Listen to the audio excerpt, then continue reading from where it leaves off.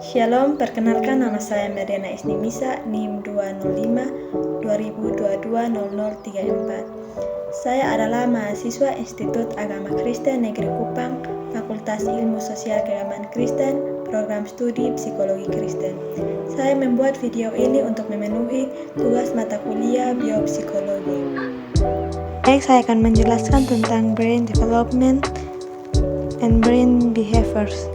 Tahapan brain development adalah salah satu metode pendekatan pengembangan pemberdayaan manusia berbasis otak untuk meningkatkan kualitas hidup dan produktivitas SDM. Brain development dilakukan melalui tahapan, yaitu brain scanning, brain stimulation, and brain restoration. Brain scanning adalah upaya penilaian potensi kecerdasan pada orang normal maupun sakit, meliputi penilaian potensi kecerdasan pada anak sampai lanjut usia. Penilaian potensi kecerdasan majemuk pada anak misalnya kecerdasan bahasa, kecerdasan matematika, ataupun kecerdasan lainnya.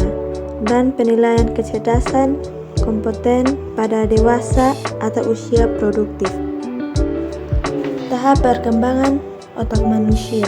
Yang pertama, otak mulai terbentuk sejak dalam kandungan.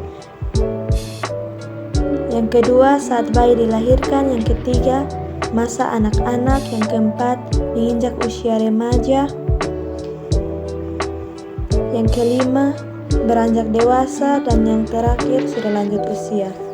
Perkembangan psikomotorik. Perkembangan psikomotorik adalah perkembangan kepribadian manusia berhubungan dengan gerakan jasmania dan fungsi otak akibat adanya dorongan dari pemikiran, perasaan, dan kemauan dalam diri seseorang. Ada juga perkembangan kognitif. Perkembangan kognitif adalah perkembangan yang dikembangkan oleh Jean Piaget, seorang psikologis yang hidup pada tahun 1996 sampai 1980. Teori ini membahas munculnya dan diperolehlah skema-skema tentang bagaimana seseorang mempresentasi lingkungannya dalam tahap-tahap perkembangan saat seseorang memperoleh cara baru dalam mempresentasikan informasi secara manual. Cara kerja otak. Proses informasi. Informasi yang diterima masuk ke dalam memori akan melalui 3 proses agar informasi tetap diingat meskipun dalam waktu yang lama.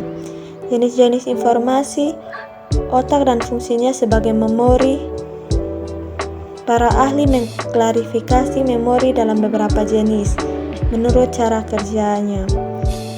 Beberapa hal yang mempengaruhi memori. Yang pertama, efek posisi serial, latar belakang pengetahuan, pemberian kode khusus, emosi, lama interval, dan isi interval pengalaman kerja. Teori kerja otak. Teori otak menurut Triune. Teori ini, otak manusia mempunyai 3 lapisan otak. Masing-masing mempunyai fungsi spesialisasi terpisah, meskipun tetap ketiganya saling berhubungan. Ketiga lapisan otak ini saling berkaitan dalam satu organisme, menyeluruh dan saling terlibat dalam tugasnya dengan cara yang kompleks, rumit, tapi menentukan.